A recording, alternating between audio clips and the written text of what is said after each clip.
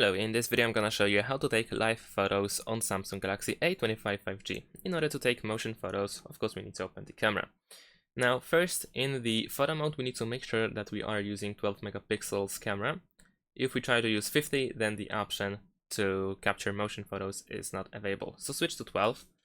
And now over here in the top right corner we have this button with like a play symbol.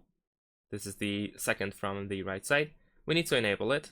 If it's orange, then of course this means that we have motion photos enabled. So now we can do whatever we want to do before we take the photo, and once we take the photo we can open it, and then we have the option to view motion photo. And this is how we can take and capture the motion photo or live photo. Of course, you can also go to the gallery later on and reopen the photo, and you should also have the option to play the motion photo. And that's it. Thanks for watching, leave a like and subscribe to my channel, and see you in my next videos. Bye!